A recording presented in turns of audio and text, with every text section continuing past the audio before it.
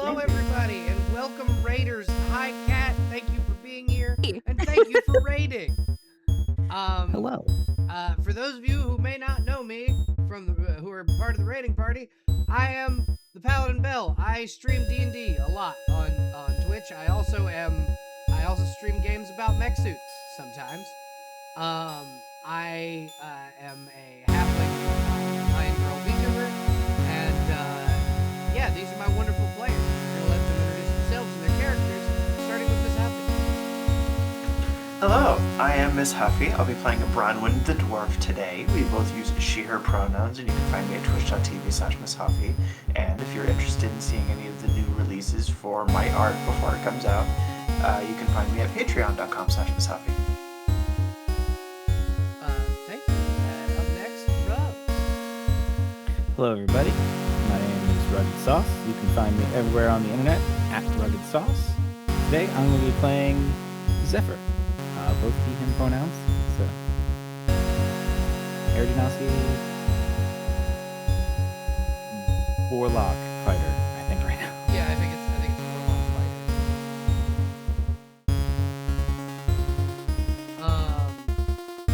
Okay. Next, Kat. Will you introduce yourself to the character, please? Hi, you guys just saw me. Hi, I'm Kachi Satari, your local emotionally unstable demon ferret bartender. You can find me on Twitch, obviously, YouTube, Twitter, and Blue Sky, being chaotic and 1080p, so come stop by for a drink. Tonight I'm playing Avalora, a very sweet, very polite, slightly concerning 6-year-old Azamar cleric. And you will either get a band-aid or a prayer, depending on the vibes and whether you ask for it or not. Yeah, it depends on if you are a good person or not. But yeah, up next, Crow, why don't you introduce yourself and your character, please? Hello. My name is Resident Scarecrow, but please just call me Crow. Tonight I am playing as Dr. Aurel Shelley, a man of science and medicine. I mean, what better way to study medicine than, post-mortem? Yeah, post-mortem would be a good way to make sure you don't die. Exactly. Dr. Shelley's entire gimmick is that he's a mishmash of Dr. Frankenstein and Dr. Jekyll. I mean, so yeah. he is both Frankenstein's monster and Frankenstein. So yeah, tons of fun there. You can find me over on twitch.tv/resident_scarecrow. You can also find me at Void's Table, who is not here right now, over at twitch.tv/beckoningvoid.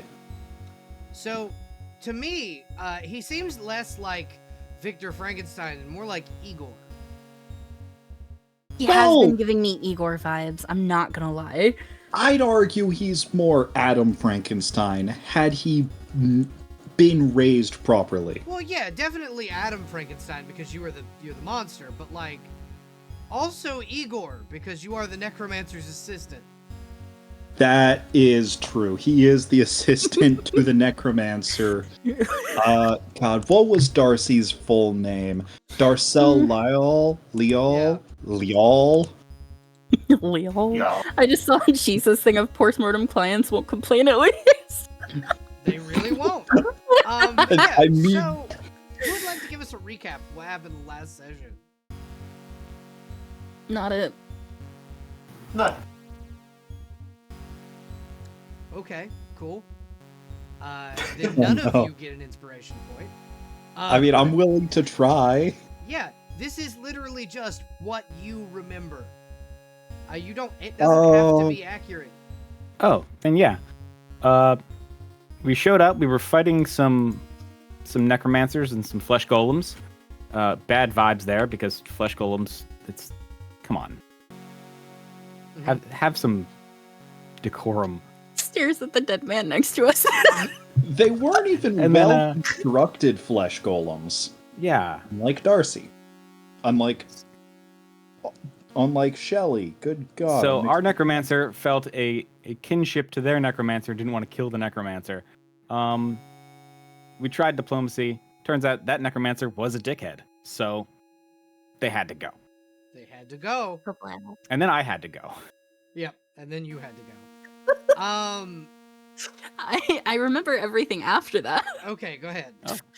Okay, after after Zephyr fucking off necromancer, we did get told she had used the inn room, I believe, as like a place to make more flesh golems, and that was why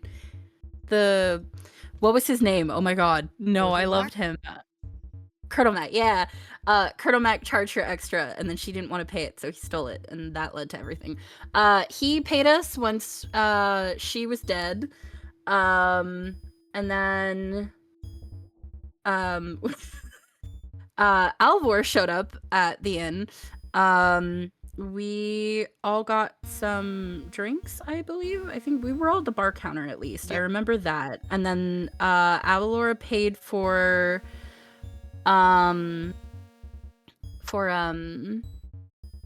Darcy's something.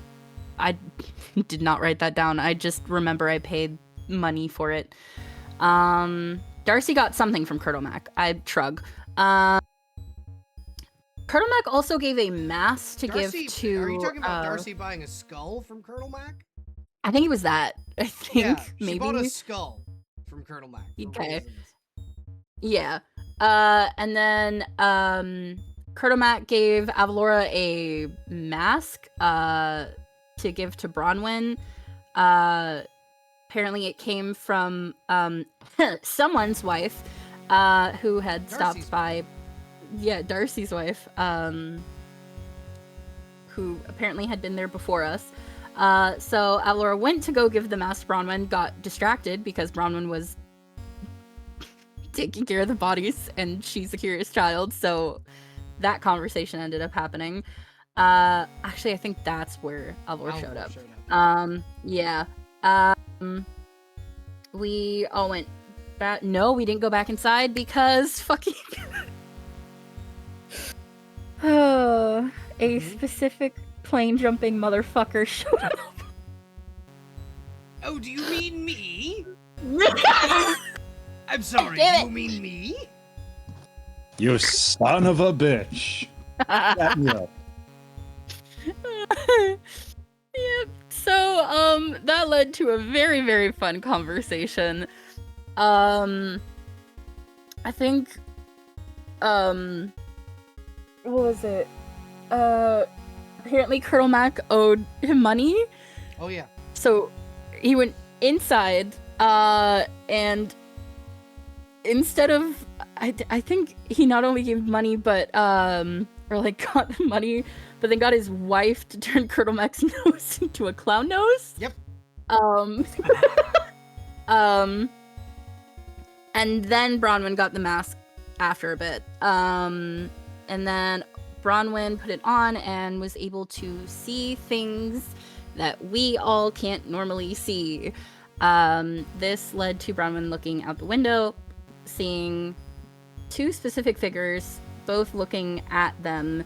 One of them, like, ducked down an alleyway or some shit, and so Bronwyn followed them, and then Avalora, being curious, followed them, and then Darcy, the rest of the party, followed them because the child was leaving. And Bronwyn made it to, I just put big buildings in the notebook.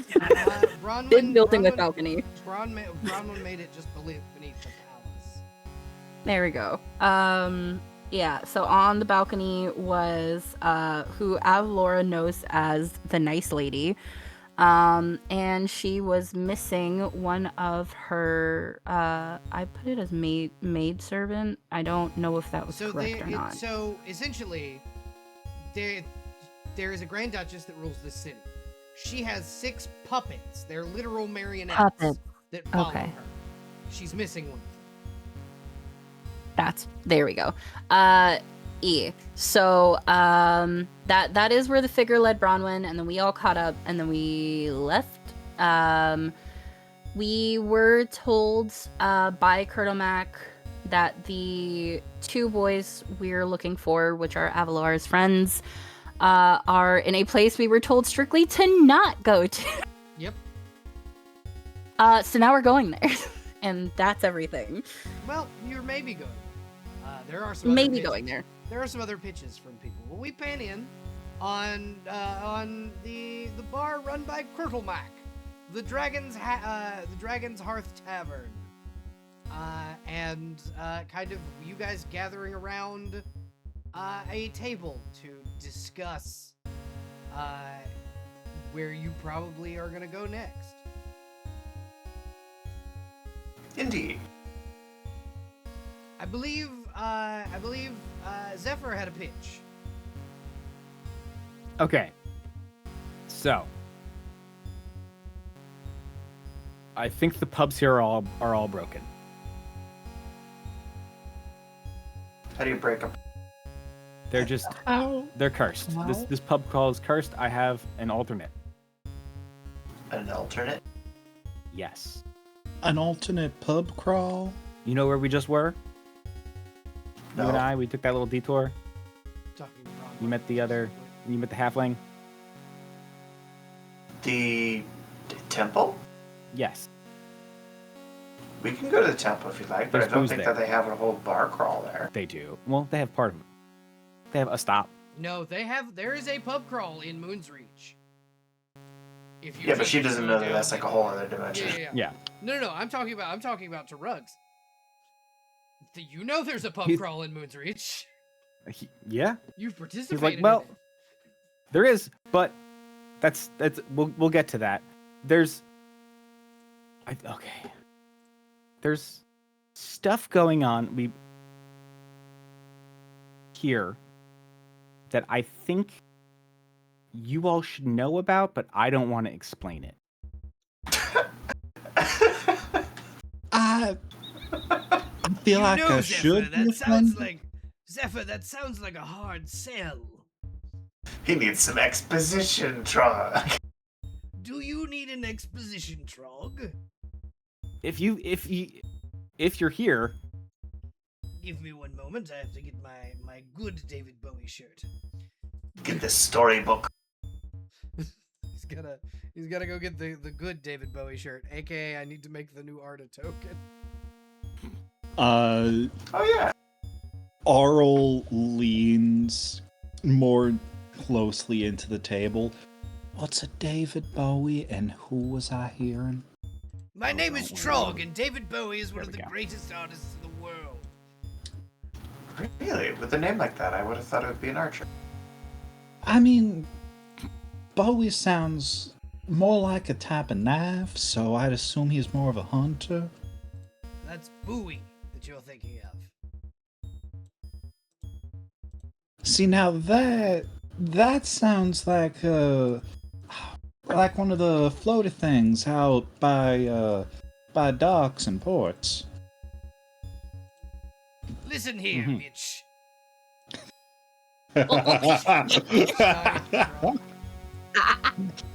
oh, you're Oh, here. he was fucking Good. huge. Oh, also, are the stream supposed to be seeing it? Because we are Hold on. still I on. have not moved over yet. Okay. So we pan over. Thank you. What's for, Trog's touch AC? for the gift sub.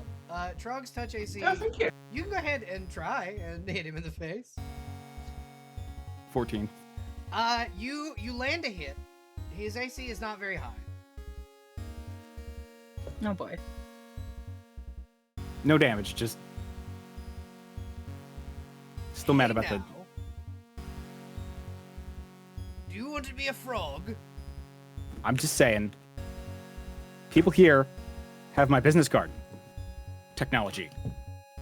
You patented it through my shop. I put more Roadnight in your account every time one gets sold. Don't act like Oh. we didn't talk about this. This was a conversation we had. How I- drunk was I? You were fair. Okay, that's fair. You know what? That's fair. I should have made Mifune remind I don't me. even remember coming Anyway. to this realm. Oh, no, that's on me. I put you here. as a prank. Shit, Mufune was drunk too. It's a prank.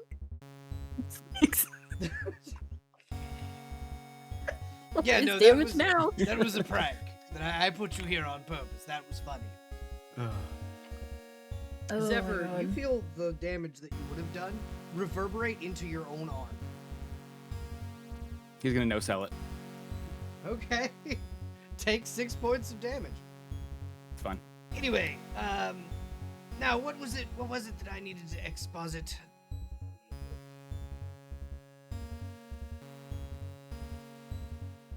That's a question for you, Rex. What did Oh. you want to tell? Yeah, we need to explain to these people that their world is. Oh, yeah, no, maybe not an expository troll, maybe an expository Tethala. We should definitely let her take the Hit up- path for this Hit up the one. bar. But you know what? You know, you're not wrong. Let's go. Hey, would anyone be interested in going to a holy bar? I'm sorry. That's a thing. Oh, yeah. I do like some holy spirits. Dun-dun-dun. See, I like this one. Thank I you. like this one. That was a very good pun. Thank you. I'm not mad you made the joke. I'm mad I didn't think of it before in my life. Before your life. Listen. Being an undead is very, very odd sometimes. Anyway, you folks going to Yes, go I collect- wouldn't know about that. He looks over at you and goes, Sure you wouldn't. Anyway, are you guys going to go collect your final member? Or we just excluding your little angel over Ah, I mean, they are I little kids. suppose there? I mean, we are. Tethala's temple is probably the safest place in any world. I promise you that. Alright then. Yeah, she's good with kids. So if you folks want to go get her, I will be waiting by the door. Small angel child. Avalora. Avalora doesn't realize you're talking to her. She's just sitting on the counter talking to Curdle Mac and Alvor. What's the small angel child's name? Avalora, dear. Avalora? Avlora. Yeah? We're heading out to a cool temple. You want to come? She looks at her dad. You were the one that decided to travel with these people. But you're here, and I don't usually go anywhere unless you say, I you mean, know, that it's so you have decided to travel and to adventure. Mhm. So you have to get used to making your own decisions. She wrinkles her nose. Fine. She's gonna run around, give Curdle Mac a hug, and then run around and give her dad a hug. They will both hug you, Hmm. and Colonel Mac will go, Don't let that goblin get behind you. He'll put a kick me sign on your back. She looks over at Trog, is like, But he agreed to be my friend earlier. I will not put a kick me sign on the child's back. I will put one on your back just for saying it, though. Fuck you. Yeah, that's she, right.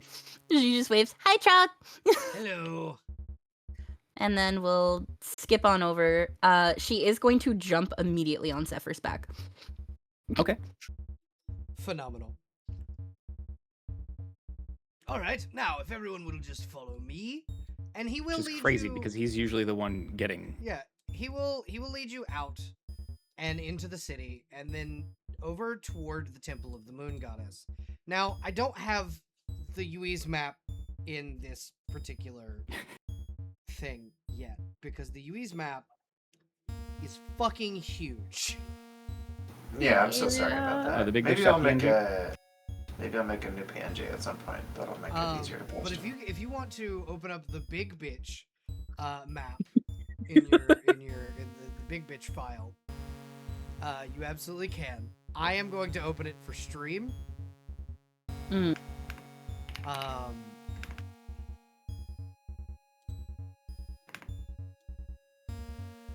Okay, where'd we go?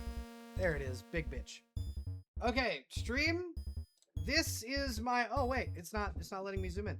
This Oop. is my world map for my homebrew world of uiese. The city that they are in is Moon's Reach, way out in the continent of Cardamom. Yippee! Let me see if I can. Oh, I can't make it go over more. But yeah, welcome to uiese, everybody. You, as you walk out of the portal that they kind of lead you into, you come out on a hill overlooking a vast desert. The desert, it glitters as if you're looking over gold all the way as far as the eye can see. Turning around from where you're standing, looking out toward the sand sea, you see a cerulean ocean that goes farther than you can see out. And below the hilltop in which you stand is a massive, sprawling,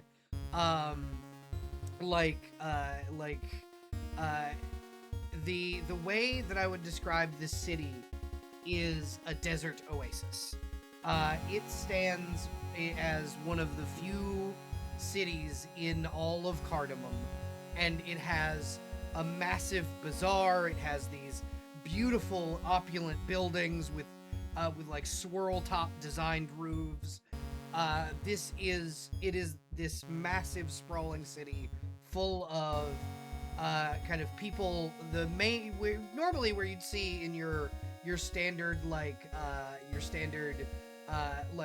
fantasy medieval aesthetic, what people on horses, you see people on axe beaks, these giant chocobo-like birds that are kind of walking through the city streets. Knights clad in this like field plate that has more mail than plate on it. And these guys are kind of patrolling, and standing in front of all of you, and I will kind of close the big bitch file out, is a tall woman in blue robes with long silver braid that goes down to about her hip. And she is kind of, she stands at about 6'6", and looks like she weighs about 148, 149 pounds. This is ThePaladinBelle. Damn. Welcome, Zephyr. Didn't expect you. We're back out, so friends. soon. I see that. Pub crawl was going bad. I figured we needed a safe spot. Ah, okay. So what, are you going to do the Moon's Reach pub crawl, or is that what's happening right now? Well, Trug. Oh, these people need world exposition. You know, so their world doesn't end and all that. Oh. Sorry, did you say world end? Well, What? Who said that? Avalor looks very Oh. scared now. I'm sorry, our world could end. well, so, yes and no, every world has a beginning and an ending, but yours is not supposed to end for a good another million years. There are entities in your world that kind of keep the pillars of the world working. They're known as the Great Dreamers. There are 6 of them. One of them is apparently, as according to Zephyr, has been eaten by a moss creature. It was an aboleth. Oh, I was there for that. Yeah, so because you folks fed the aboleth to Craig, which that is his name, is Craig, you have begun to wake the other 5. Now, we have kind of been able to pinpoint the linchpin of, like, if this particular dreamer wakes up, everything goes to shit. And thankfully, it is not the false Hydra in the city you were in. Oh, thank God. there is a beholder that lies at the center of this world that cannot be woken. Few of my companions and I were once trapped in this world, and the beholder had trapped us within it and we created a world around him, essentially, in order to escape. Hell yeah.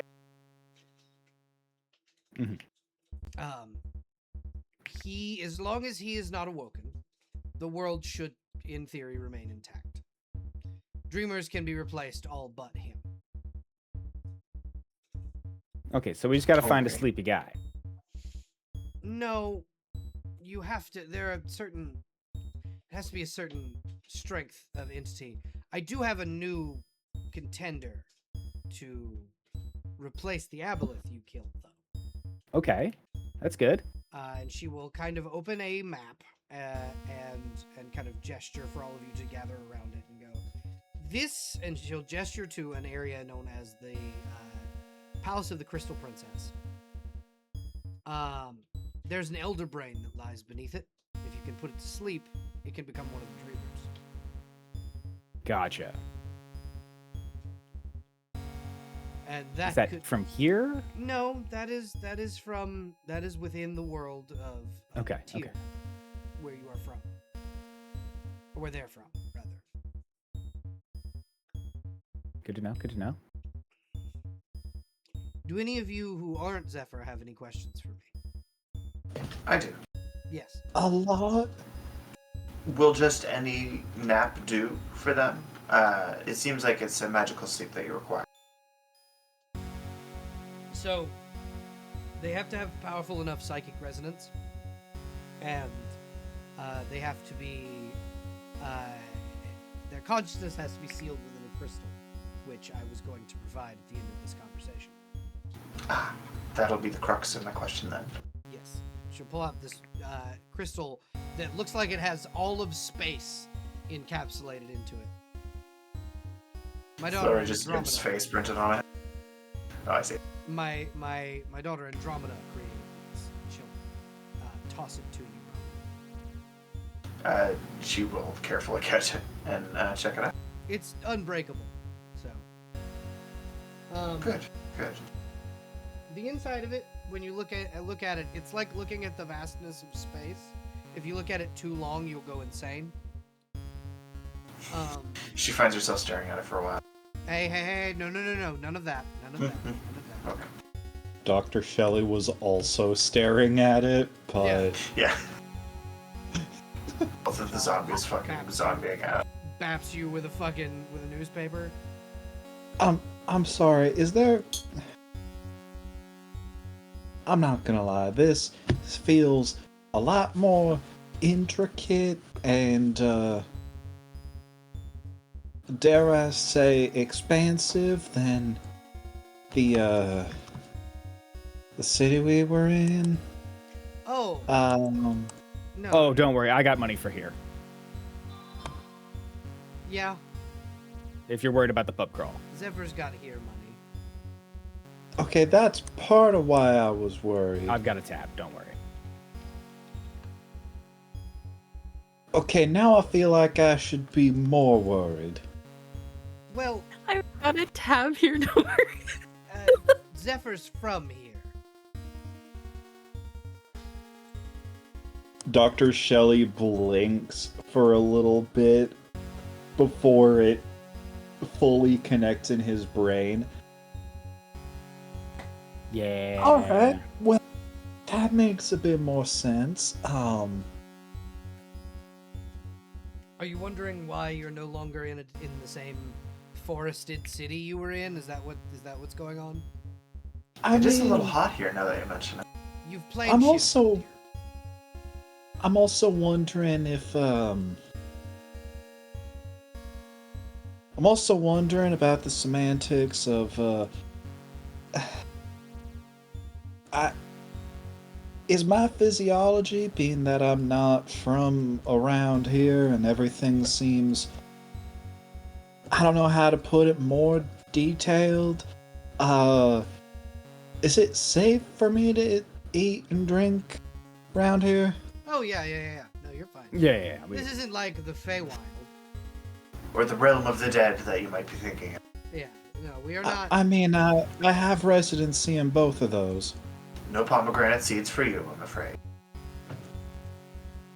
And Avalora, as you go to wander off, you find a rather nicely dressed halfling. We'll kind of approach and go, pardon me, are you with them? Yeah, they're talking and I got curious. Hey, what's Okay. your name? My name's Belle. Isabel Woodsheart. Nice to meet you. Your hair's pretty. Thank you. I appreciate that. I do keep a lot of upkeep to keep this pretty. Have you ever been to the desert before? She shakes her head, but she looks very intrigued. And she will whistle and kind of follow. Right behind Belle comes this very, very beautiful axe beak. It's got these golden feathers with these like sand guards on its beak and eyes, so it doesn't get sand in its eyes. This is my axe beak. His name is Willoughby. Whoa. Can I pet him? Yeah, go ahead. He's safe. He's safe to be pet. He's immediately running over. Tethal, I'm going to take this one down into the city. And she'll look over at the rest of the party. My high paladin wants to steal the small child to take them and get candy. That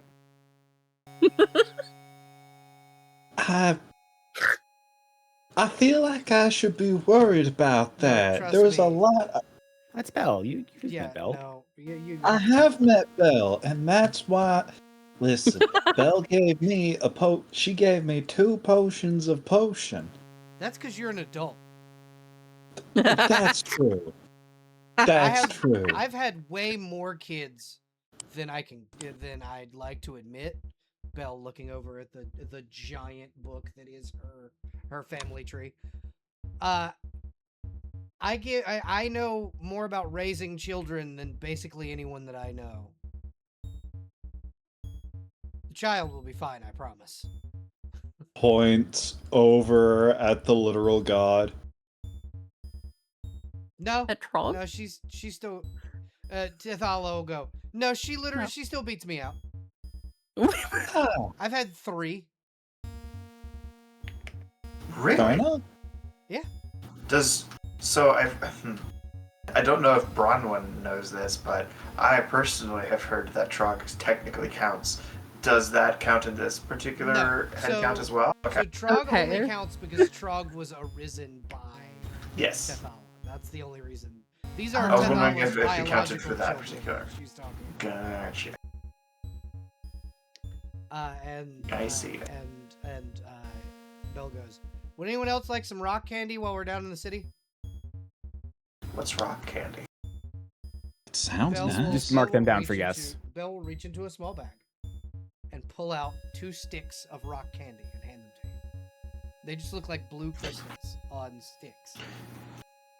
She looks them over at first with the discerning eye of stone cunning, and then realizes, oh, this isn't rocks. Oh no, sugar counts as rocks. It is rocks. It's just deeply Sugar is rocks. crystallized sugar. Oh, wow. Okay. Sugar is rocks, just as salt is rocks. Yep.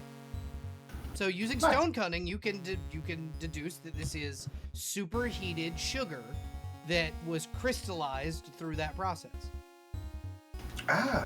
She's going to, okay. These are probably terrible for your teeth, Avalora. Be careful. Oh, they are. They 100% are. But they're great. They taste good. Avalor does not hear anything. She's too invested in petting the giant fucking animal in front of her right now. No. The axe beak would have already scruffed Avalora up by the back of the shirt and put her on the back of on his back, so that she's not just kicking around in the sand. Oh my god. What is Arturus doing? I just remembered. I have a dog. He's looking at this thing at Willoughby, trying to figure out if he can take it or not. If I had to, could I kill this axe beak?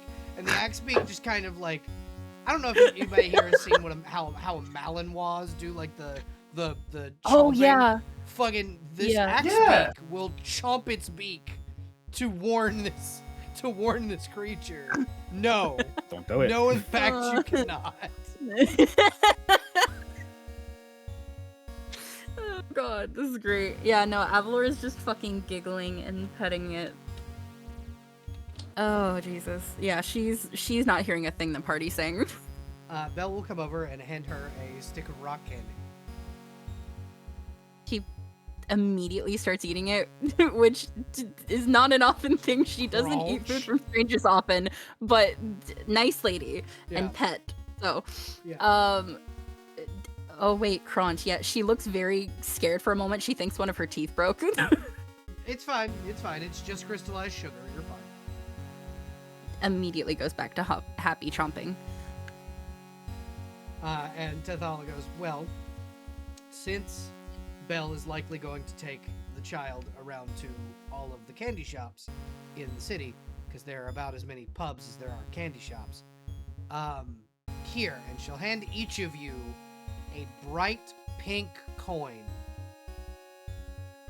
Now, don't spend this all in one place. You are all Uh-huh. so rich. Yep. Um, Don't let anyone I'm just sorry. take this from you. I'm sorry. I'm not familiar with the coinage out here. This is known as a This ain't- rhodonite. It is the equivalent of 6 million gold pieces. I had a fucking stupid idea. What What is is the it? stupid idea?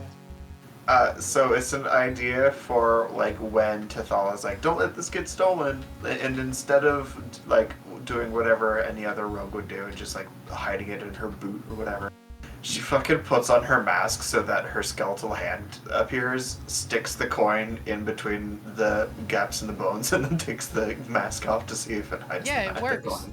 It does. Wonderful. It does in fact work. That That's is so fucking funny. that is actually a very, very smart idea. Also, I'm sorry, how much money flows around here that you need a coin that is worth 6 million gold? A lot. It appears to be a rather rich country as well. If you noticed that view when we were coming. If you want to see how much money flows through the city, walk with me, and she'll walk you around the temple to the fucking skyship dock. And Oh no. I take it I there's a lot have- of commerce through here. Oh yeah, this is one of the largest port cities in the world. That makes sense. Now, just as long as you avoid... Hey, Crow, do me a favor. Describe the vessel Brack Norvegicus is in. Brack's personal ship Yep, or Brack's the personal ship. It looks almost like a sloop, but the front of it has been replaced with rusted metal with a whole bunch of thick plates as if it is expecting to ram into sea monsters. The back is a massive amount of engines glowing faintly and giving a slightly discordant low-pitched hum. The sails look stitched and pieced together despite being near pitch blacks, as if they are absorbing the sunlight because they are solar cells, haha. And yet, from just below deck, there is a constant bright light changing in color as you hear upbeat, peppy music. Now, I won't play it on for- stream, but if you want to send the link to what that music is in the Discord, you can. They see me rolling. No, more upbeat. This is Brack having an absolute hell of a time just partying up on his little personal boat. Yeah, tier general.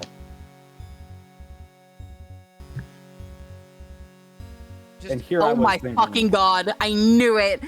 Yes. It is.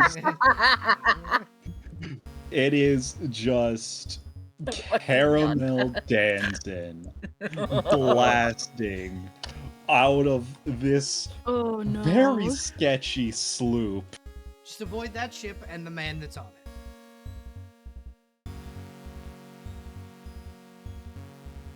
That's what Tadala will say. Just avoid that ship and the guy that comes off of it. If he asks you if you want to buy a gun, no, you don't. All right, but what if I do want a gun? listen Man, to the I do. god. Dr. Shelley. Listen to the goddess when they tell you. Dr. Shelley, I'll let me listen to the explain god. something to you. Let me explain something to you. You won't get a gun from him. What you'll get is a weapon of mass destruction. You know how many times we've had to yeet him off the planet because he decided to come back with something too strong? Matter of fact, I'm sorry, pretty sure that's- our god of the forge is in his ship right now to make sure that he's not bringing in contraband. And by contraband, I mean havoc mines that can crack planets.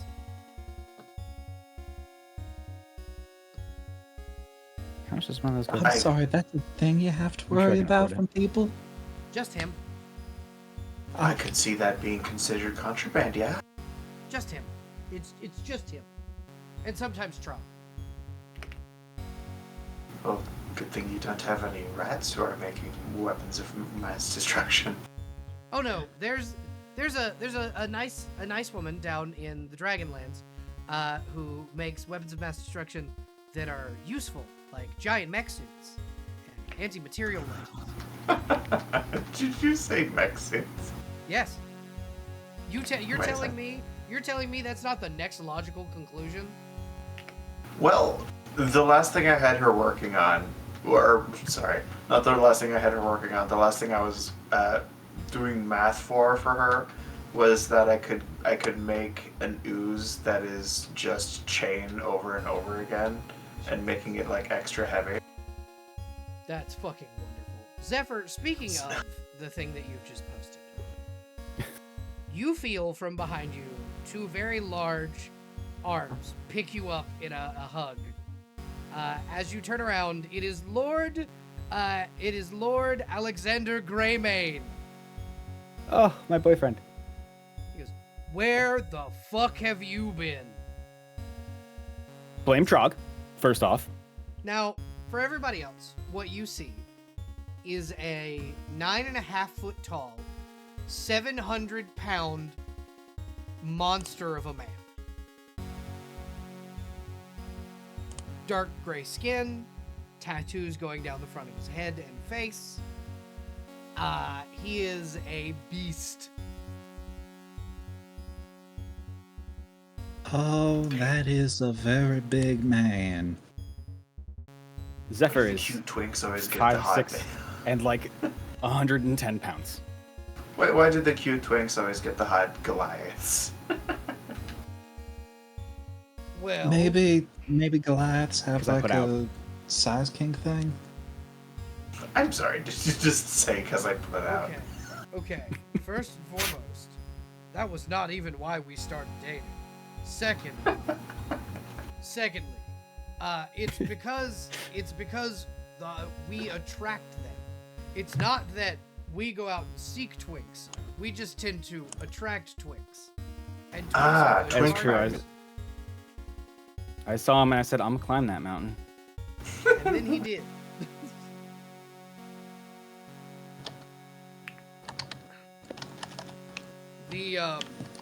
So why are you folks? So who are these folks? Zephyr, introduce me to your friends. Oh, yes. Hello. We have okay, so Small Angel Child's gone. Okay. We have Wait, did I get yoinked yet?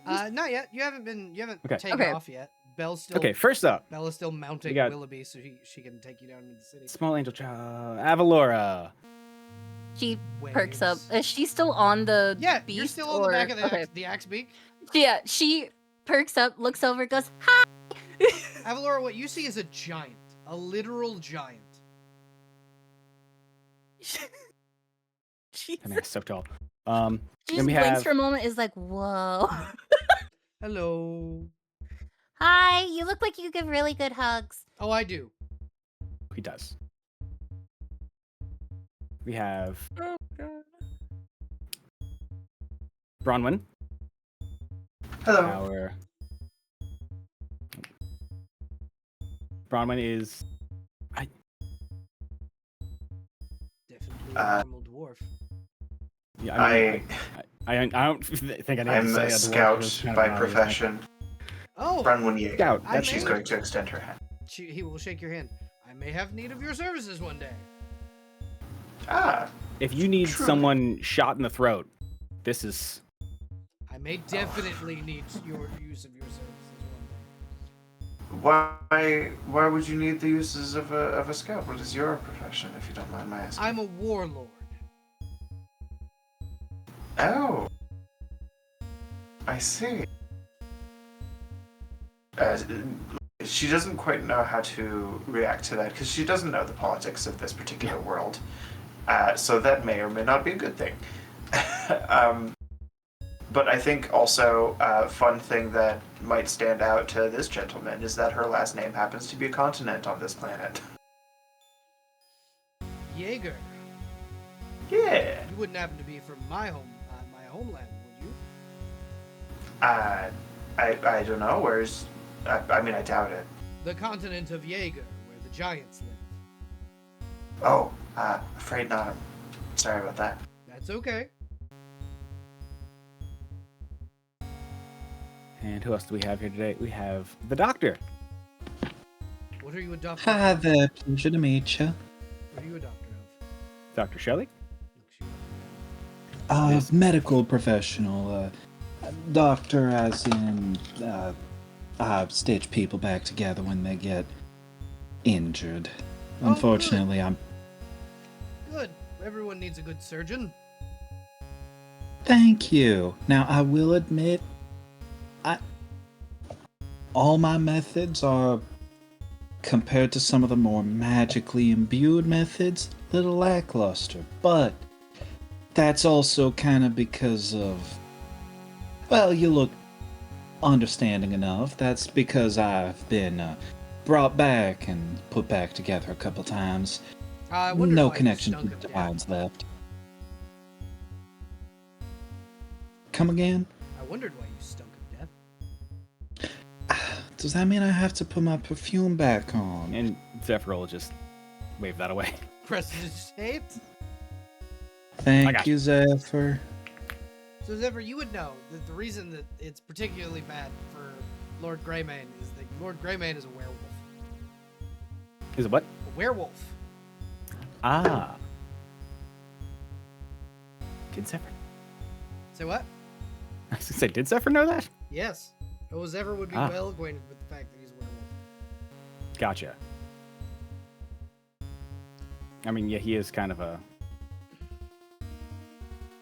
Uh-huh. Yeah. We're gonna not elaborate on that. Yeah, we're not.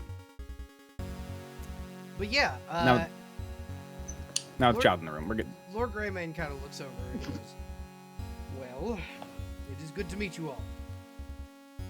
Likewise. If you And a are, pleasure to meet.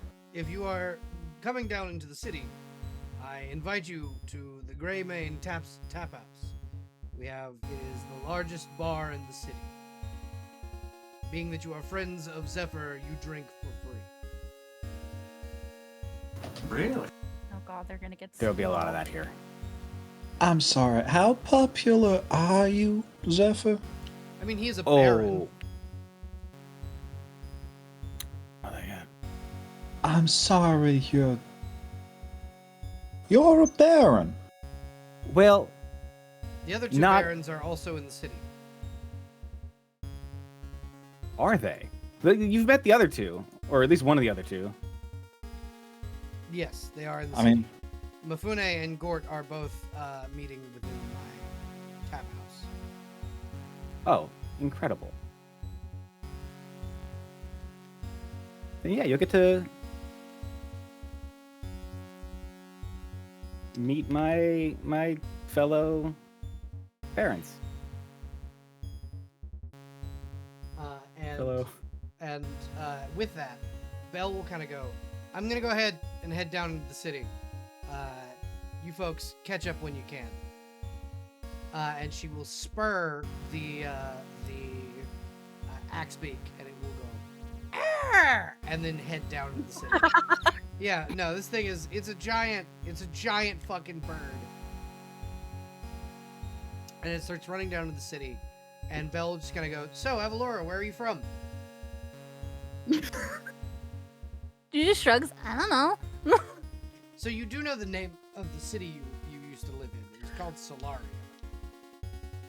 Yeah. Oh, that's true. Well, it was because she wasn't raised in the. Wait, do you mean like the place we were just in, Yeah, the one or? you were just in. It's called Solaria. Okay, she thinks that Bella's talking about like where she was like born and raised originally with mother, and Yeah. that's why she's saying she doesn't know. She'll shrug and go, I don't know. I just ended up in Solaria a while ago. Well, that's unfortunate. I'm sorry that you don't remember where you come from. Don't worry. You get to experience my city now. And as she like rides, Belle will kind of hold the reins of the bird and go, "Here, hold these. Hand the reins to Avalora. Kick one leg off the bird. Put the foot my she had God. kicked off into the foothold, and hang off the side of Willoughby as she reaches out a hand out as they ride past this this small, it looks like a drive-through almost, and she snatches Mhm. a bag out of someone's hand and then kicks back onto the thing and goes, "Ah, good." And she'll pull out a jelly donut, a jelly-filled donut, and she'll go, "Here, try this." Yeah, she eats it and looks very, very happy. It is a raspberry-filled jelly donut with powdered sugar That's on top. perfect. Raspberries are her favorite. She's so happy. Belle will pull another one out, and she goes, "This one's got date syrup in it. If you want to try it too." She ever had dates? I'm gonna say she hasn't had dates before. She looks very confused. What are dates? And she will pull out a thing of dried dates. They're a fruit that grow rather plentiful around here. Here, just try one of these. She eats it. How do you think she reacts to the taste of dried date? I kind of want to roll for it. I don't know actually. I assume you've I'm- had dates. We got dice. I've had dates before. I'm Persian. We consume them. That is why I had said. I assume you. Okay, it's above 10, so she likes it. Very like stars and eyes. She's like, why don't we have this in Solaria? Like she's so upset. They tend to grow in deserts. That's one of the major reasons, probably. They don't like nice climate. They like burning hot. He pouts. But I can send you home with a few bags. Immediate smile on her face. And she slowly comes to like a stop in front of this large stand. And she goes, "While everyone else goes drinking, you're going to get treated to what is essentially a day in the life of a royal here." She blinks a little bit confused. It's like,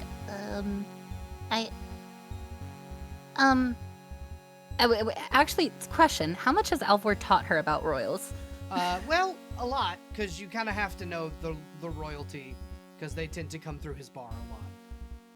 Okay. It's the place that royals stay before going to meet the Grand Duchess. Oh Jesus. Okay.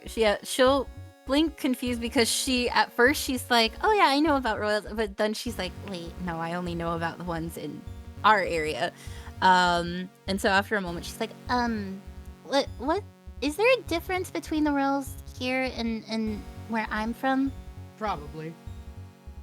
The royals here are treated to free food, free amends to sport, things of that nature. Huh. Right now, Okay. we're going to go get some lamb kebabs. she shrugs and just, without really thinking, like, grabs Belle's hand and will Yeah. start skipping to wherever they go. Belle will hold her hand and walk her through the city. She is essentially treated to what is like civilization-wise, Moon's Reach is based on ancient Mesopotamia. Mm. And so it's foods you'd get in like Persian regions and places that Hell live in yeah. that are, large desert regions and things of that nature. So it's goat, it's lamb, it's date syrup filled cookies, it's a bunch of like beers that are very low alcohol content that essentially were just soda essentially, that are like okay for kids to consume, stuff like that. It's a lot of food.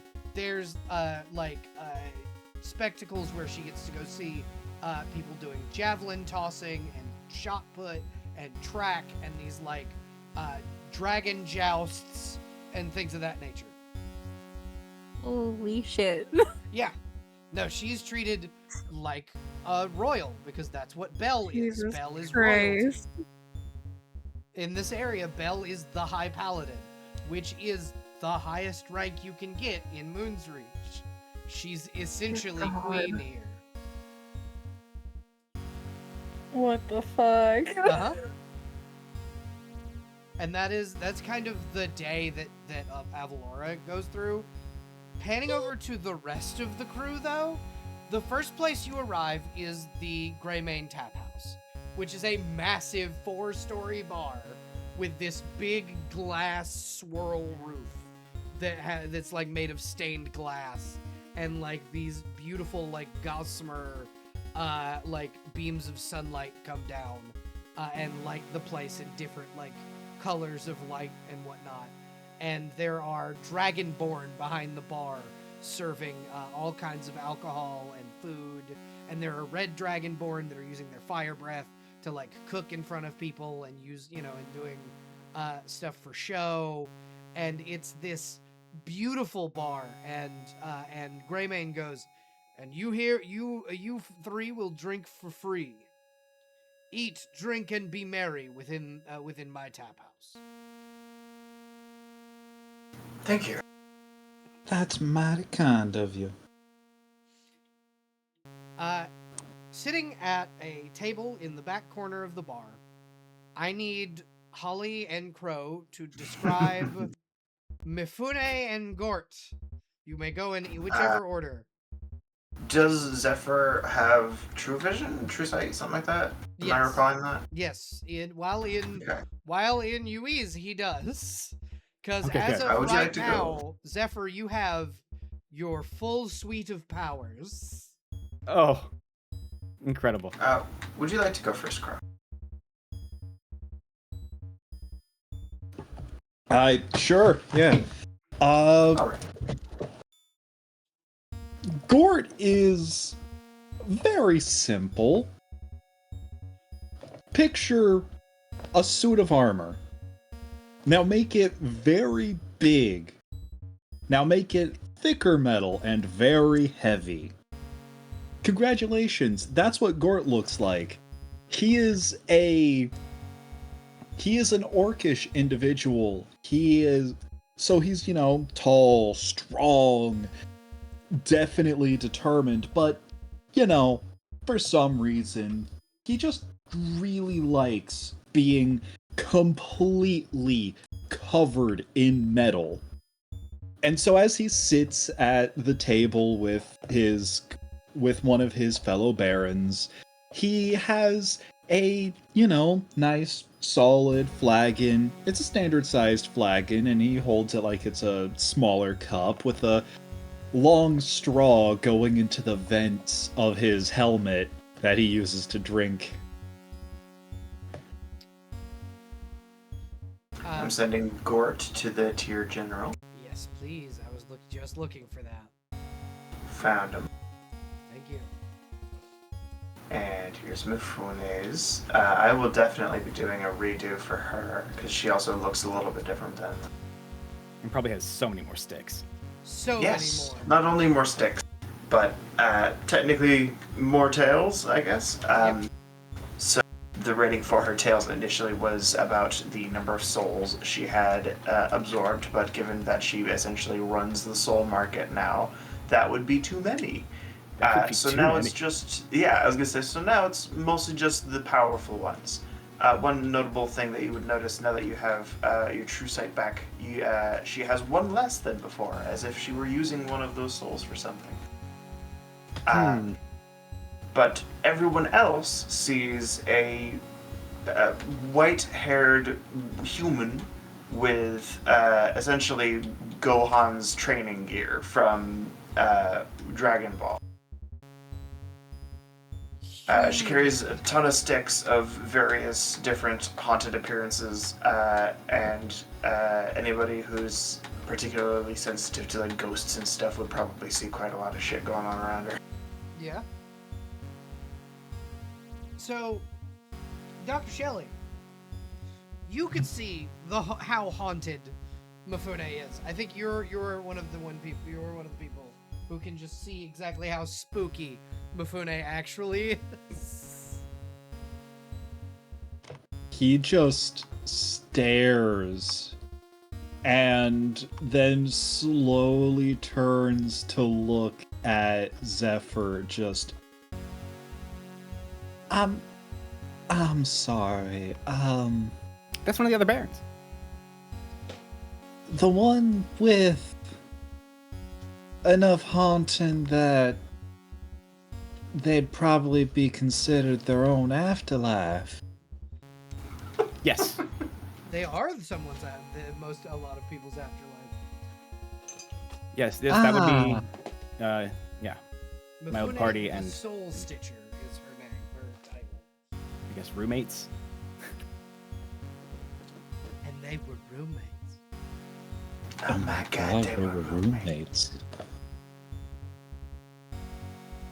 I don't know how to describe that relationship you have with other people who also rule a land with you. You would, that's a good question. There is one title that you could use that is goofy as shit. Since you technically share a romantic interest in Regina Twin Dragon, I guess paramours? Yeah? Yeah.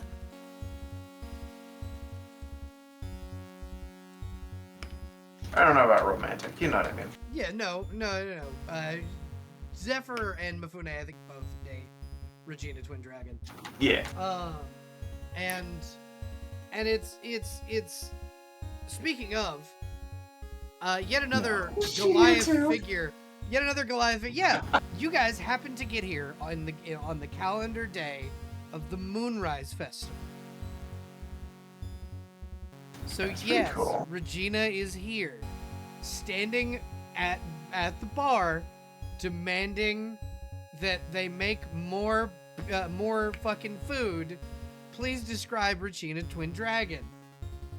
Fucking damn. I don't remember what she used to wear, but I'll describe what I think she wears now. Regina Twin Dragon has 2 dragon-themed tattoos that start at the shoulder blade and go all the way around both of her arms.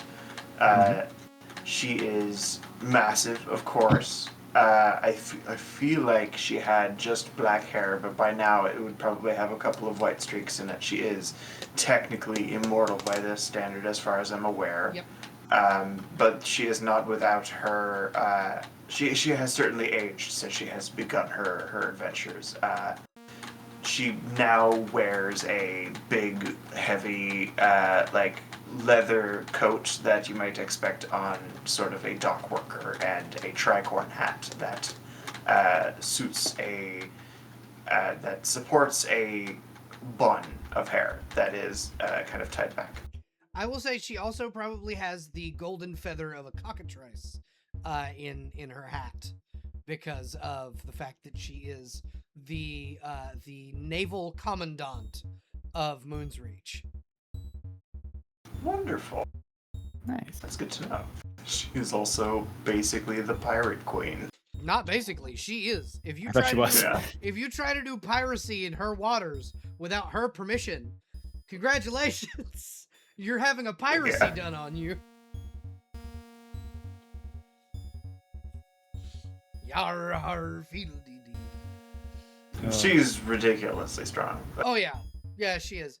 So there is one last character I need you to describe, Holly, and then I'll leave you alone. oh, Sitting at the entryway to a large sand fighting pit is a minotaur. which one are we talking? Short for a minotaur, standing next to a frost giant. Please describe Arcadia of the Mire. I'll do you one better and go grab some reference of her real quick as well, Yes, please. because I've drawn her several times. And laying almost unconscious looking in the fight pit is what appears to be a homestuck troll.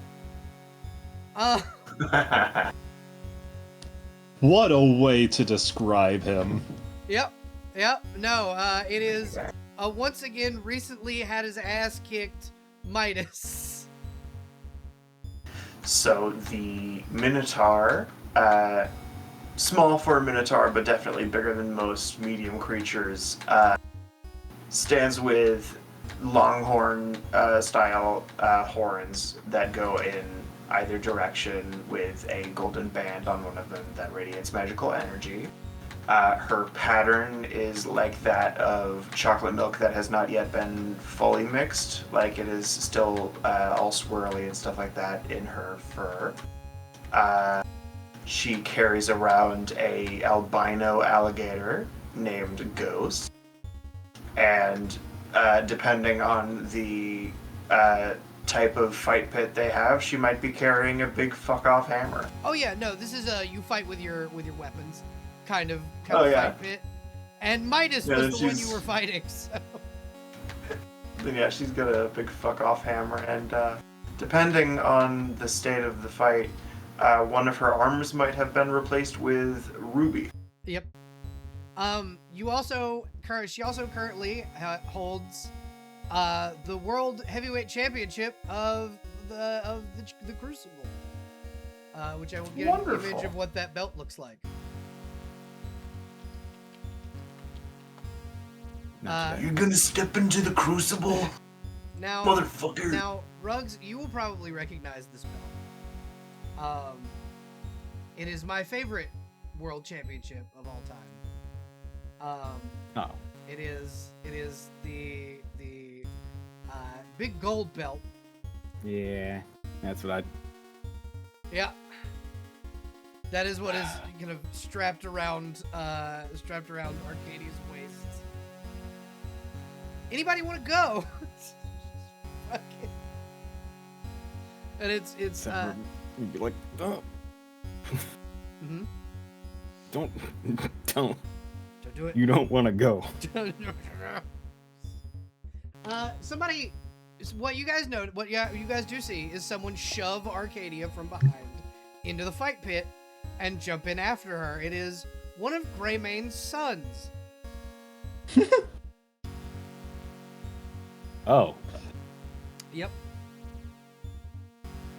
Good luck. Because Arcadia's... Hell yeah. What you then see swiftly after that is Arcadia whip his ass. Like handily whip his ass. And Greymane's just like, man, they're going to lose me so much money doing this. You never bet against the Minotaur. That's what I've been saying. I imagine the odds on her are fucking insane. Oh, they're these days. huge.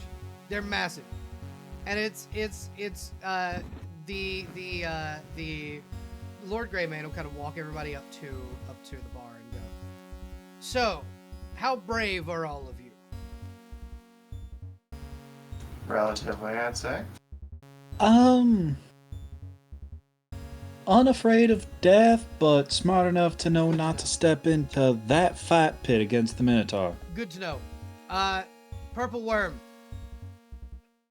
And you see a white dragon flip what looks like a bottle of rum up, and then a bottle of wine up, uncork both, and combine them in one large drinking glass for each, and then hand each of you a glass of that particular concoction. Oh, And this it is certainly one way to bright start a day. Purple. Bronwyn actually Oh, looks pretty excited okay. for once. Usually she is a little hesitant because most of these things kind of bounce off of her. I need a con save from everybody at disadvantage. I was gonna say, This is I normally considered have... against poison, right? Kinda. If you normally Then have I have to- advantage, roll regular. Okay. Oh Okay, boy.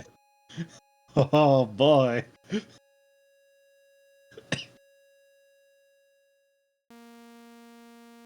Who was Hey, clicked Uh, onto and that's, you my... know that's the what? wrong button. Who Wrong was wrong clicked sheet. onto my sheet? No, that was as. Okay, hold on. Let me. As Zephyr.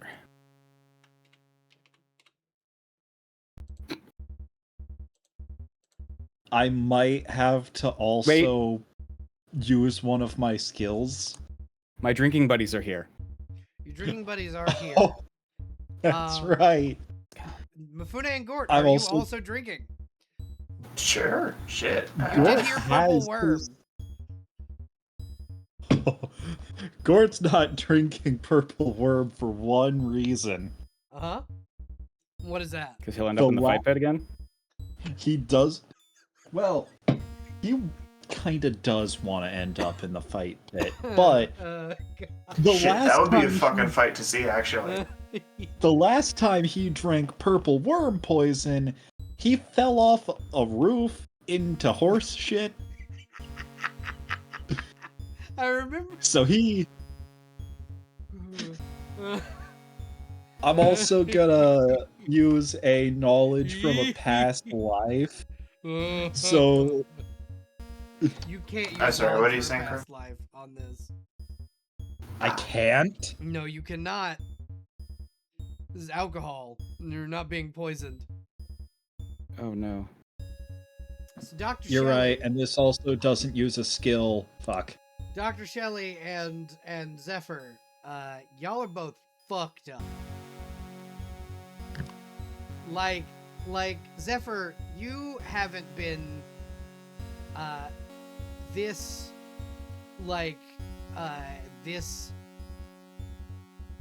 intoxicated since you were a much younger man. It's been a while. However, Also, however, my constitution's way lower here. Yeah. However, Bronwyn, you got a nice little buzz on. You're not drunk, but you're not stumbling around like the other two. Greyman Yeah, will go. but either way, she's happy because it's better than the nothing she normally feels. Yeah, Greyman will go. Would you guys like another? Sure. Looks That was really good.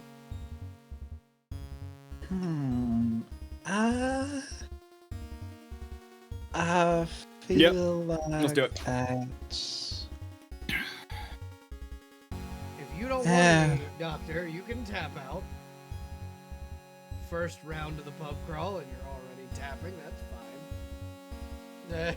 He will pour Bronwyn and Zephyr You're a bad drink. influence. Am I? I don't Just think so. Purple Just worm at the for first. that. That's a last stop drink. What? First, this is also what Mifune and Regina are drinking. Mifune because she likes expensive drinks, and Regina because she's fucking Regina to a dragon. Yeah. The rage baiting LMAO. Gort is drinking Kraken's blood Yeah, instead that of was what was purple next. worm. That was what was next. Yeah. Uh, Dr. Shelley glares at this much larger man and just, I know I mean, I what get you're if you can't trying hold to your do. liquor. See, I know what you're trying to do. But what pisses me off is that it's working. I mean, it can, you're not even proving that the undead can keep. He's their very hold convinced. on their liquor. You know, if you just want to be a bad representative for the undead, no, I understand. He will say as he takes his own drink. Give me another round. The no. bartender hands it to. This is also a fucking wild town to be rage baiting the undead in. Oh yeah. Like, this is where Katsa happened originally, so Yeah, it's this is fucking where- funny. This is where the goddess of the undead started. The first vampire. Yep. It's also where Decker, who is the husband of the sun god and also a vampire, is from. That's true. Decker's alright. Decker's a great guy. Roll con saves, Zephyr and Shelly, and also remember this is at disadvantage. And Wait. also yes, Does my immunity your immunity to what? negate it? No, Or my drinking buddies? your drinking buddies does not negate it, and Shelly, even you at this point, because it would just be a really high DC, have to roll disadvantage. As do you, Bronwyn. Okie doke. Dr. Shelley, you are doing a little better than you were. Bronwyn, that you would've been are- so good. You're right there with Zephyr. She is sitting Zephyr's back. going to use an hands on inspiration her point for belly. this. Say again, Zephyr? Gonna use an inspiration for this. Okay. With You're that, still at disadvantage. That's a 9!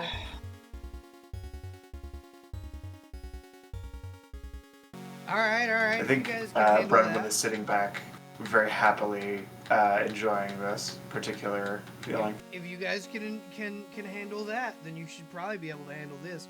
Kraken's blood! And you see a very, crystal-esque sanguine drink be poured into these, bright crystal goblets and is handed out. And what you see Don't from worry. behind you is the hand of a man that basically literally brightens the room. Take one of them as Gatlock, god of the sun, takes a glass. Now Did it get hot in here? this is It's popping off. a drink. Gatlock. Like, I know it's a desert and all, but it's kind of hot in here. That's because I am the literal sun.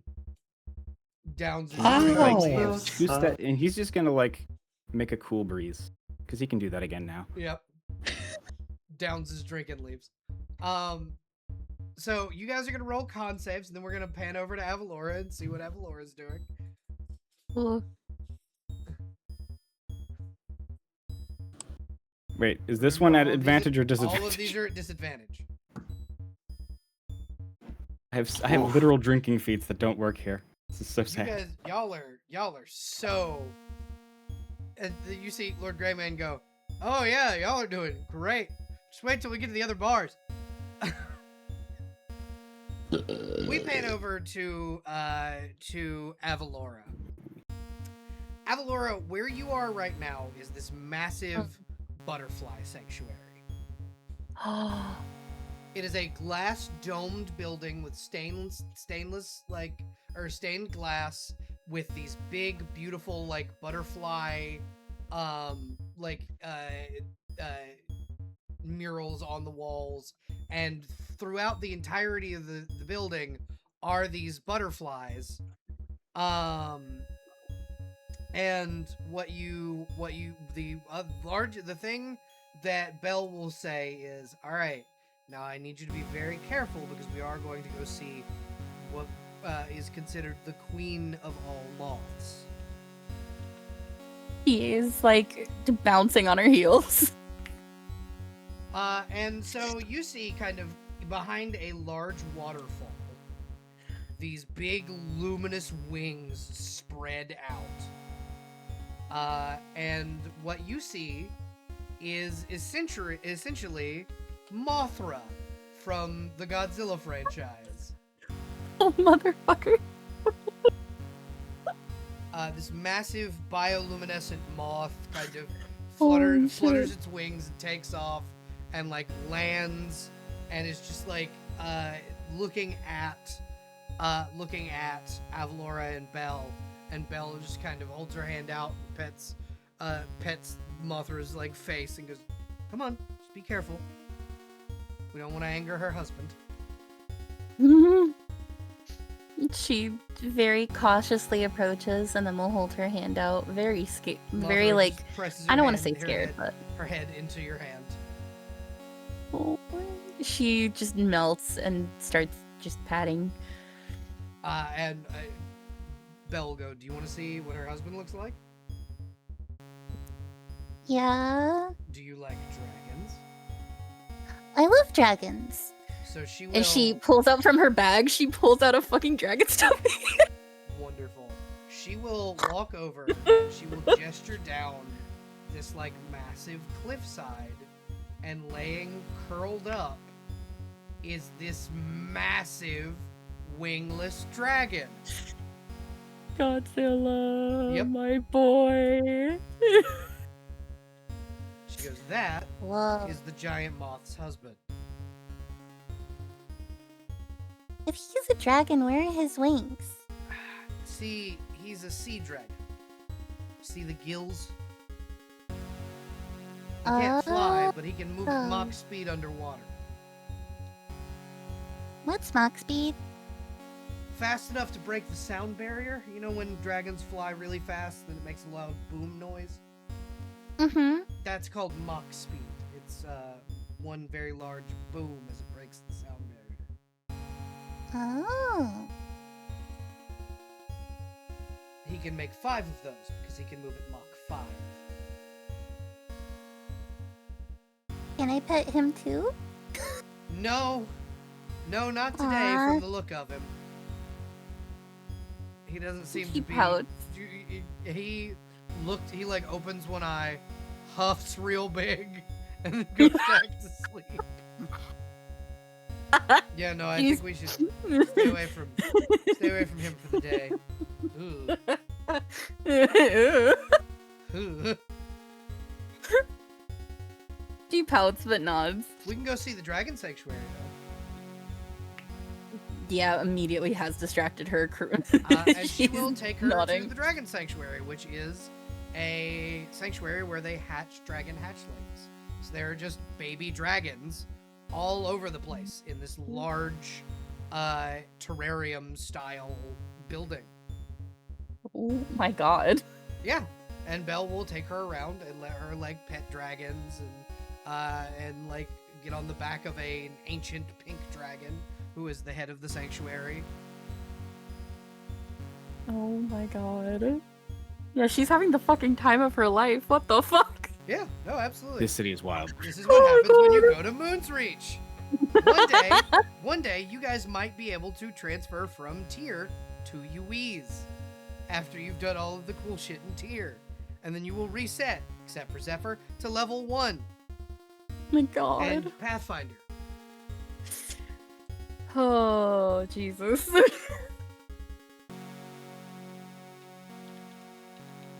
Doing great. And we pan back over for the moment from Avalora and her wonderful day to these very drunk fuckers. And we kind of look at coming over to, you know, Lord Greymane will go, "All right, now you must go You to should the get next attached stop." to. You should not. That's definitely a bad idea. The next stop is the moon and sun tap house. It is just up the road that way, and you see essentially the sign for it is a artist's rendition of, you know, that one scene at the end of Rocky 3 where Rocky and fucking Apollo Creed punch each other in the face. It's that, but Tethala and Gatlock. Hell yeah. And it's you know, a tall dragonborn gentleman going, "Come one, come all, you must try the most powerful liquor on the planet." We gotta try that. I mean, Okay. This is called soul bonded liquor. Mifune. Mifune. Did you start a brewery? You would know that this man is illegally using souls from your realm to make liquor.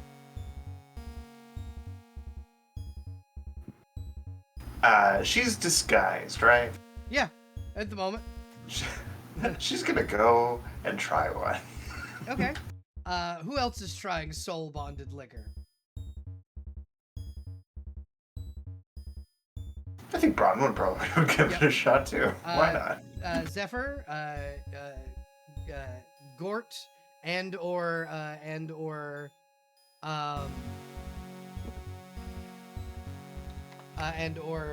fucking Arl Shelley. Are you also trying this? Zephyr is currently 2 sheets to the wind. Yep. And knows better. Nah. Regina Twin Dragon is like carrying you and goes, "You need to try it. It's really good." Okay, let's go. And she'll set you down on a bar stool. And she'll look over at Shelly and go, "What are you? A week? You're not gonna try this? What are you, a poor?" have died and been brought back. I have seen and spent more time in the afterlife than most others who were walking. Not here. I'll have a drink. Fantastic. All right. If Regina Twin Dragon, who is immune to all poisons and thus can't get shit faced. I Okay, thought both of them Zephyr giant. was also immune to all poisons due to the previously consumed Fey bathwater. Nope. Not it was very distinctly not alcohol. That's why you guys were able to go to pub crawls. And so each But of you will Zephyr's get one. 10 Constitution. And he will go, "Each of these costs 1 rhodonite." Fuck no. And Bronwyn's tapping out. Hold on. No, thank you. The Zephyr, this man is attempting to fucking scam you. Oh. Mifune Can I- will give you a look. Mifune, Just like. Gort, do you I have- can handle this. Can you... I can just If you- teleport. I'll be right back. I was gonna say, if you'd like, I can just Zephyr. handle this. Zephyr teleports, goes and gets his rhodonite, comes back. Zephyr comes back with a Rhodonite bullet in a gun. Oh no! Gort is. I would like to have Gort. 1 Rhodonite coming up. Zephyr. No, No, it's no, not. no, no. Worth He's gonna it. shoot him. You know what else? You know what? You know who knows anytime rhodonite bullets are used? Crow, About half the Pantheon. describe Ragnar Vegicus for me. So, you know the typical imagery people use for a snake oil salesman? How he's got that greasy, slicked back hair, the curly ya, boy? mustache, and the sharp-hipped goatee, the dark leather duster, and the kind of cheap-looking suit. Uh-huh. Imagine that, except half of his left hand is now made out of adamantine, and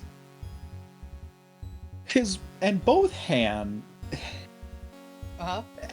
he's just all sorts of messed up. His coat has been singed. He's got bullet holes on him. He's got cuts. He's got cuts in his clothes that he's stitched up. But the moment a rhodonite bullet comes into play, he is zeroed in on it. Somebody's gonna waste good ammunition on this scam artist. Now listen, if you're gonna shoot a scam artist, use something deserving of their station. He said it cost 1 rhodonite. Yeah. He never said and how that give needed to be them- delivered to him. You give them 1 rhodonite worth of lead. That's so much lead. You hear, lot. you hear somebody go, Exactly.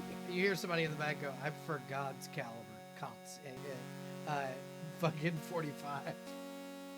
That's gonna take too long. Hold on. And he reaches into his coat and he pulls out a minigun. Oh no.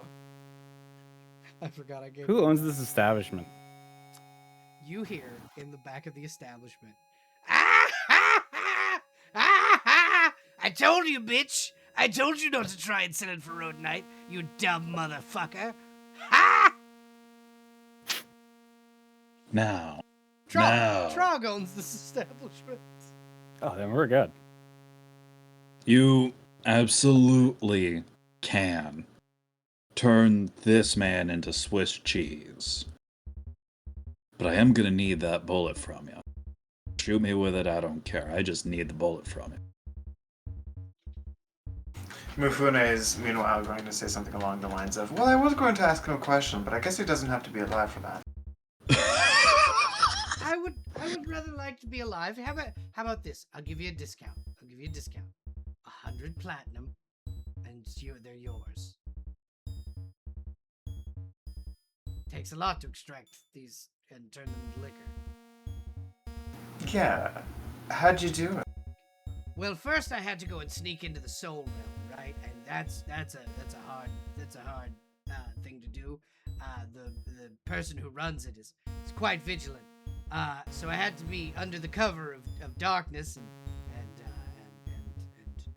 wait until she wasn't looking, and then steal about 30 souls, and then I refined them into liquor.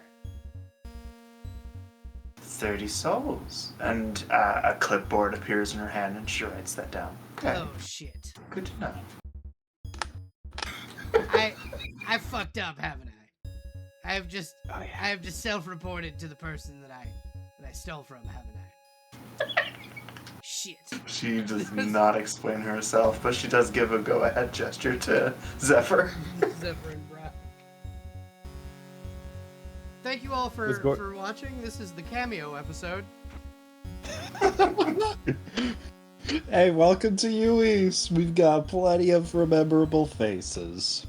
So was Gort the one that was trying to take the bullet? No, it was Brack. He needs it to go and kill gods with.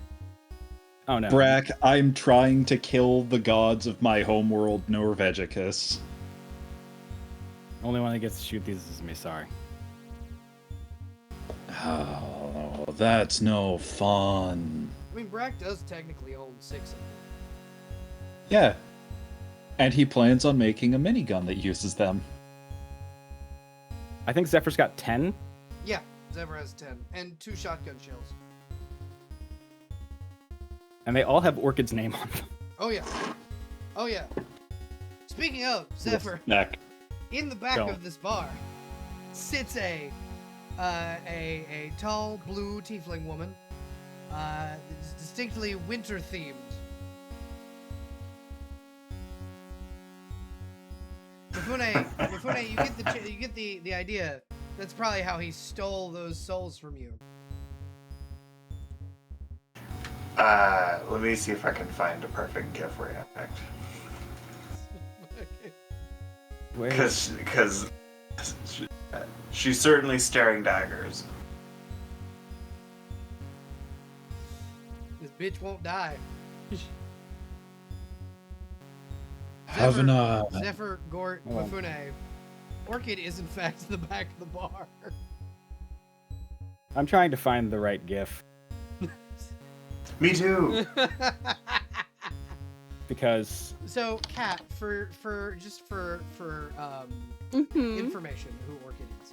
Orchid is the ancient winter goddess, and she is evil, and she won't die. She's a lich, and she has made these particular characters' lives a living hell for like almost 1,000 years now. Oh God. And every time she pops up, the Barons of Moon's Reach hunt her down and kill her with extreme prejudice. Jesus. Oh fucking wait, I Christ. almost forgot. It's time for Gort to do one of his favorite combat maneuvers. And what is that? Bull Rush. Oh no!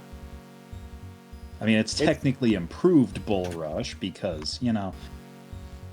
it's literally Yeah. this from the bar, from the very, very drunken Zephyr.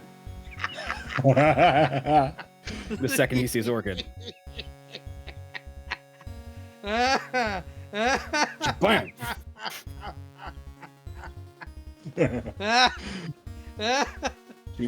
She wants to be Please. immortal. I need you to roll. I need you to put a pistol on your sheet and roll. Oh no. God, I To love be that fair, part. this room is also just filled with gods. So, Like, why would you be here? Yeah, that's a good question. I mean, there's certainly a way to ask yourself that, but if you ask it by shooting, that also works hilariously. Fuck you. Pow! Was gonna shoot the You know what? bartender. Shoots Orchid in the face. Just put a hand crossbow on your thing and fire. Okay. And then it'll be 3d10. Oh wait, no, you're using a Rhodonite bullet. It'll be 30d10 damage. If you hit. Okay. Okay, that's 2024. So that was my issue, is they kept pulling up 2024 versions of things. I understand. Okay. So that was not a disadvantage. That 19 hits. Roll 30d10 plus your dex damage.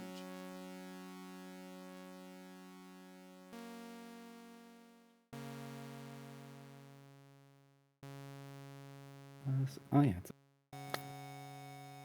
You see her shoulder get blown off. She goes, "You little prick, you shot me!" I think Mifune openly starts pointing and laughing now.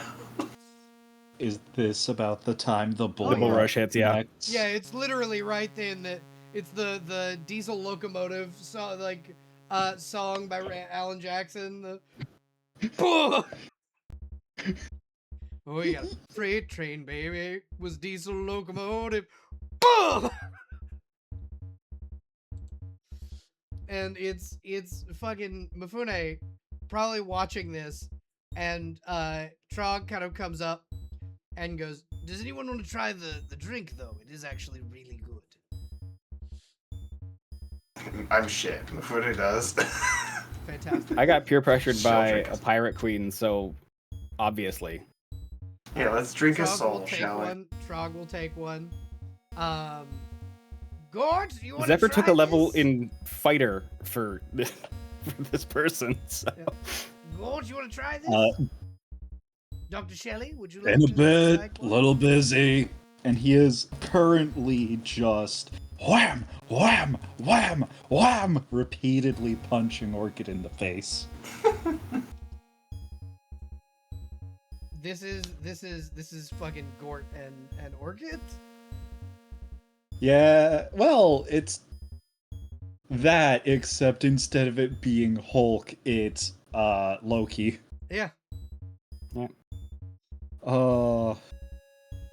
Is this one normal, advantage, disadvantage? Disadvantage. You guys are. This is disadvantage. Damn it. You're killing me here. This is a very strong drink. Dr. Shelley was previously peer pressured and ignored the fact that his friend got distracted and kind of reaches for one of these drinks. Uh huh. You said disadvantage on this? Uh-huh. Zephyr, you're kind of sobering up. Shelly, all the commotion has made you a little more sober.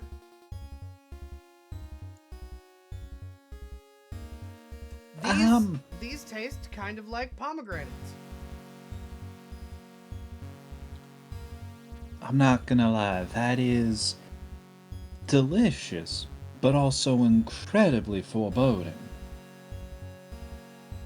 It just means you owe Mifune the Soul Stitcher a favor. That's all. He will smile over at Mifune. As I said, delicious, but incredibly foreboding. Oh, her favors aren't too bad. We pan back over from this chaos to Avalora. As you are, as your day is beginning to wind down, the sun is beginning to set. You are brought to a horse showing, where they are showing off these beautiful like Arabian horses and like these like very well like desert trained horses and ponies that are meant to like travel across long distances. And Belle kind of looks at Avalora and goes, "Do you want one?" She nods very excitedly. Okay. Do you have a favorite color? They're like like black ones. They're like blue ones with white spots. They're all kinds of colors. She looks down at her dress and goes, Pink. Okay. Then we want one from the Silverwood Forest. Let's walk over here. And you see these beautiful, like bright pink furred horses with gold manes. oh my god. You want an actual full-size horse, or would you like a pony? We can also get you an axe beak if you prefer. He immediately perks up at the Axbeak thing and goes, Yeah. Okay. That. Okay, come with me. And she'll walk you across the street to this massive stable. She goes, so the way axe beaks work, if you want an axe beak that'll actually listen to you, is you have to raise it from an egg. And she will walk over and she will grab this basically ostrich-sized egg. Jesus. And it's got these pink like speckles on it, and it's this like deep like rose color with these bright like hot pink speckles. The color of the eggshell, will be what the feather color of your axe beak will be. She'll hand it to Avalora. And she'll hand Avalora a belt pouch. She goes, this is a magic belt pouch. You can store the egg in, and it will help it hatch. It will help it stay warm to hatch. And it'll keep it safe so it doesn't break. She takes it and is being so careful with this egg as she places it. Yeah, it's like a bag of holding. It holds the egg, just the egg, magically, and it can attach to your belt. Cool. Yeah, once she has it attached, she gives Belle a hug. She's like, thank you. You're welcome. Now, I do need to I do need to go check on our friends. So I'm gonna take you back up to the temple, and you're gonna go, and I'm gonna set you up in the room. She yawns and rubs her eyes. She'll pick her up, and then she'll hop on Willoughby and ride her up to the temple. And the room you are given is this beautiful, lush room with this huge 4-poster bed with down pillows and like super high thread count cotton sheets, like Egyptian cotton sheets. And it's just probably the nicest bed Laura's ever slept in. And she goes, if you need anything, ding that bell, and the acolytes will come up and they'll get you whatever you need. Snacks, drinks. One of them will read you a bedtime story if you want.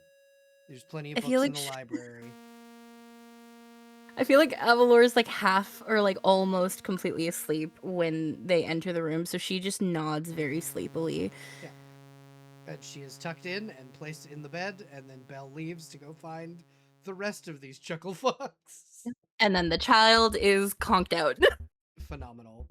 Belle will kind of come down to the tap house where you guys are all drinking, and go and kind of walk in and go, "All right, ladies and gents, last stop, the temple." Okay. All right, cool. Are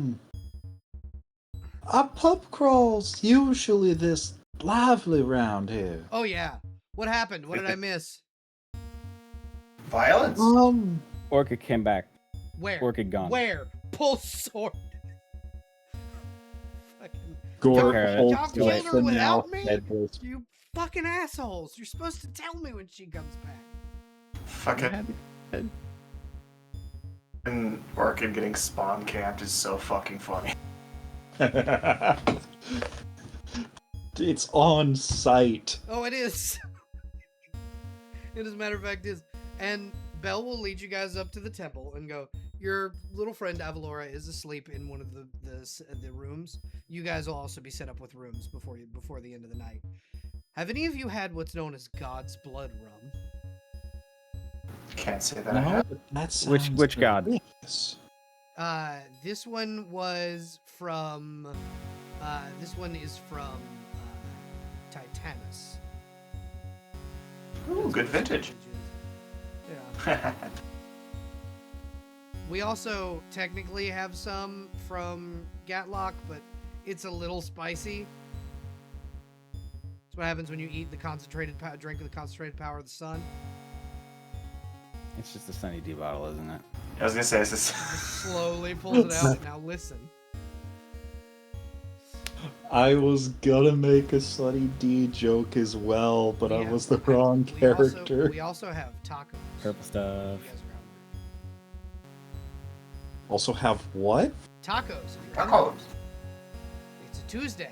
It's Taco Tuesday. Oh, fuck up so many tacos. Famous They virgin. sell gay ass elf people. Yeah. Here's taco. I can actually do his voice. Hell yeah. But yeah, no, she'll kind of set up this massive plate of soft tacos and burritos, and then all of these Sunny D bottles. And she goes, and this she'll set out Gatorade. This is for after, so you don't wake up hungover. Are you... That is mighty considerate of you. All right, we're doing. Now there's no reason not to do the God's blood. There are 12 bottles of God's blood. How Like many in are you downing existence? each? No. Like sitting in front of you, there are 12 bottles of God's blood rum. How many are you downing each? They're like 12 ounces Bottles? apiece. Yeah, they're like The individual. little They're bottles? like individually packaged, like Sunny D. Gotcha, Ellie. Gotcha. I'll do 2. Okay. Roll. So I need you to roll at disadvantage. The DC Of course. is 30. Oh, We fail. Yep. I was gonna say, We can fail. I have Brenman do just one? Yep. Okay. is the DC still 30? Yes. You are drinking Is it the also blood of a disadvantage? god. Crushed it. Oh yeah, no, Zephyr, you are not okay. That is not a 30. Nope, that's not a 30. Now it's your turn, Dr. All right. Shelley. Well, Dr. Shelley does not want to get shown up too much. Okay. So does So- Bronwyn only do one bottle, by the way? Yeah. Okay. Dr. Shelley has to do 2 bottles, much Well, like Zephyr did is. 2. Yeah, Zephyr did 2. Okay. 15. I That's think that's the one. highest of the. Yeah, I think that's the highest of the group so far. Roll again. 19. So that's Nice. not a 30. You are fucked up. That's He just is. what this does. He is fucked up, but Y'all see Belle Idiot. uncork a bunch of the rest of the remaining bottles, pour them into a massive glass, and hand them to this what you see is a very tall, very wide man who has a very large belly and a warthog mask on. And he kind of moves the warthog mask to the side and just starts drinking this like it's a margarita. Man's drinking his own blood. How we doing, ladies and gents? Holy up. deep voice. What the fuck? I am very, very sleep. You sound like you've been having a good time, though. That I have. Well, we don't want, since you already pushed daisies up, how about you sleep on a bed of them? And he'll wave a hand, and there's this what was a garden of freshly picked vegetables becomes this giant daisy garden for you to lay down in. That sounds mighty fine. Much appreciated. Zephyr, And- when did you get back? I don't think I'm officially back yet, but it was a couple hours. It's really convenient. Everybody was here already. It is a festival from what I hear. Well, yeah, it is the Moondrop Festival. Can he? Do I have it, my 5e tricks here? Yeah. Oh, incredible! Because that D8 was for what's going to happen later. But yeah, Moondrop. Yeah, it's the celebration of when Tethala brought down the Lunarian tieflings and founded the city.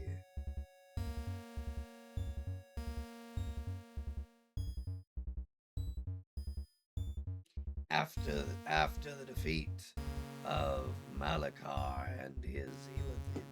Gotcha. That's I knew that. I You're a little fucked up, Zephyr. It's okay. Here, have some ginger ale. And he'll wave his hand, and there is a cup full of ginger ale in front of you. He's got ginger ale power. I do. Get him! I have power to generate any food, drink, or harvest your heart should desire. My name is Titanus. I am the Lord of harvest and famine. we love It's this. a pleasure to know you.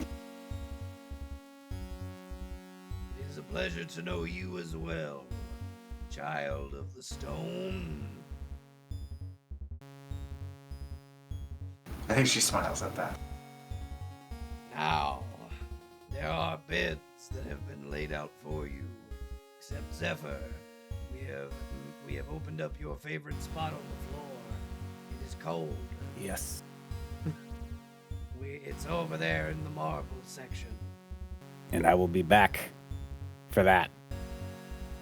I must leave you now. I have business to attend to. I hear Right. there's a frigid bitch that needs her ass beat in the lower city. He is referring to Orchid. Yeah. Ice cold. Gonna let him go for it. Yeah, and he goes down. And Gort, I'm assuming you didn't come with Belle because you were too busy beating the shit out of Orchid. Correct. Gort, you get a very large hand on your shoulder. Move, boy, I need my turn. Gort looks up and he slowly stands up and shakes a little bit of Orchid's face off of his gauntlet. All yours. Wonderful. You will spend 3,000 years under the ground, starving, unable to die, but unable to eat. And that is where we'll pan away from Gort. everybody, here's what I am going to give you all. You've made it through the Moon's Reach pub crawl. Each of you may level up. Hooray! Because that's what happens when you make it through a pub crawl in Moon's Reach. We Also, an survived. 8 on the D8. I made a Zephyr drunk chart. Phenomenal. 8 is he will be found. He wanders off as he does, and he will be found fist fighting himself as an echo in the fight pit. Wonderful. Wonderful. Wonderful. Yeah, thank you guys for coming. I really appreciate it. You guys had a wonderful this has been a wonderful cameo episode, essentially. Thank you, Kat, for hanging in with all of these cameo characters. You have no idea who they are, but It was wonderful, anyways. I'm glad. But yeah, I needed to dip my toes back into uiese. I missed my setting, so Oh, I missed it too. congratulations. You have had a singular taste of uiese, and you will get more. There will be more uiese. You should be level 7. Okay, thank you. There will be more of uiese in the near future. After this campaign ends, I'm going to be starting another Friday campaign, and it will be set in uiese. Woo! But yeah, thank you guys for being here. We're gonna go ahead and end stream. You folks have a wonderful evening. Thank you for watching, and those of you watching at home, remember to like, subscribe, hit the notification bell, and fuck you, Dave! Fuck you, Dave. Good day. Fuck you, Dave.